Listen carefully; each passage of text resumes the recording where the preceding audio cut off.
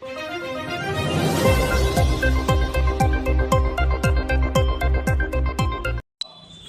Congress committee के जिला अध्यक्ष अशफाक सकलैनी के नेतृत्व में आज एक प्रेस वार्ता में उन्होंने कहा कि आरक्षण खत्म करने की साजिश भाजपा रच रही है और संविधान बदलने की कोशिश कर रही है। इसलिए हम अपमान भारतीय जनता पार्टी सरकार ने किया।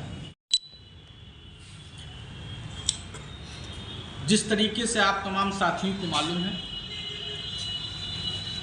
कि बाबा साहब भीमराव अंबेडकर जी जो भारत के संविधान के निर्माता हैं, उनके बारे में भारतीय जनता पार्टी की सरकार और भाजपा के नेताओं ने उनको अपमानित किया है और देश के करोड़ों जो बाबा साहब को चाहने वाले लोग हैं, उनके मन को ठेस पहुंचाने का काम किया है। 18वीं लोकसभा शीतकालीन के दौरान देश के गृह मंत्री अमित शाह ने जिस तरीके से बाबा साहब के बारे में बोला वो एक निंदनीय है। हम लोग कांग्रेस के लोग निंदा करते हैं और जब तक देश के गृह मंत्री इस्तीफा नहीं दे देते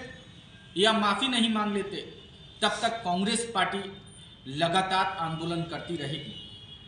हम दलित गांव में जा रहे हैं, बहुत से गांव में जाकर हम चौपाल लगा रहे हैं और बाबा साहब भीमराव अंबेडकर को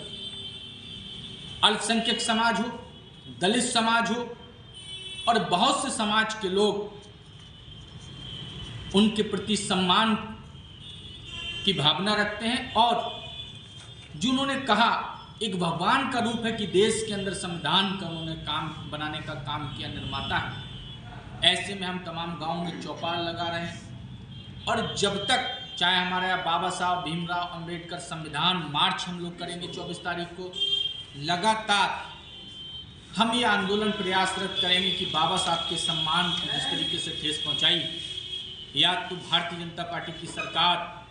तत्काल प्रभाव से जो कहते हैं नरेंद्र मोदी जी कि हमारा 56 इंची सीना है, हम 56 इंची सीना तब मानेंगे जब आप गृह मंत्री जिन्होंने बाबा साहब भीमराव अंबेडकर जी का अपमान किया उनसे इस्तीफा मांगिए, उनको बर्खास्त करिए और जब तक ये माफ़ी नहीं मांग लेते और जब तक ये पद से नहीं हटा दिया जाता तब तक कांग्रेस पार्टी लगातार ऐसे आंदोलन करती रहेगी और लगातार ये हमारा संघर्ष जारी रहेगा। देखिए, जैसा कि आपको पता है कि अभी हफ्ता भर 4-5 दिन पहले ही भारत के गृह मंत्री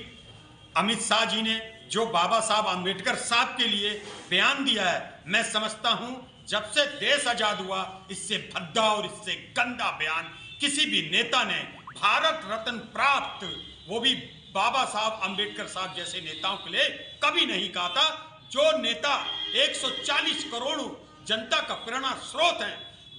जिनके द्वारा आज हम इन जो जी रहे हैं, जो एक दूसरे के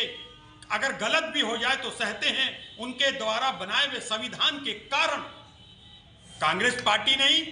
इस देश का बच्चा बच्चा अमित शाह जी के बयान का विरोध करता है और उनसे इस्तीफे की मांग करता है। और मैं एक विनम्र तरीके से कहना चाहता हूं कि अमित शाह जी जैसे व्यक्ति को, जिनके दिल में एक भारत प्राप्त रत्न, जिन्होंने हमारे संविधान की रचना की, उनके लिए उनके मन में अगर ऐसी भावना है तो उन्हें गृह मंत्री के रूप में रहने का अधिकार कदापि नहीं है। मैं उनके इस्तीफे की मांग करता हूं। जी सर,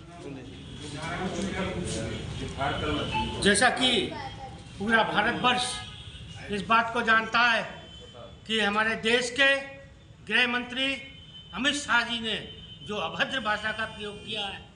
जो भारत रत्न श्री अंबेडकर जी का अपमान किया है,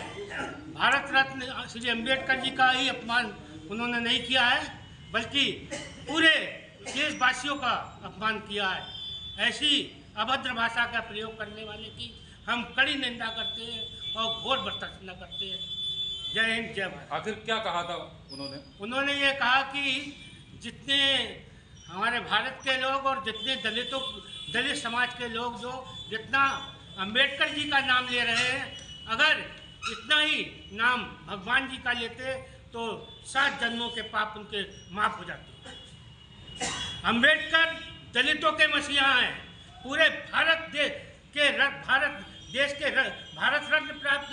व्यक्ति हैं और ये पहले व्यक्ति हैं भारत देश के जिन्होंने 197 अनुच्छेद,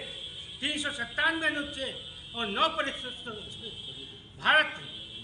का संविधान बना के तैयार करा, जिसकी आज पूरे भारत में भूरी भूरी प्रशंसा होती है। भारत में ही नहीं अपितु पूरी दुनिया में। भारत सरकार ने दिया। उस समय किसकी सरकार? भारत सरकार ने। नहीं, वो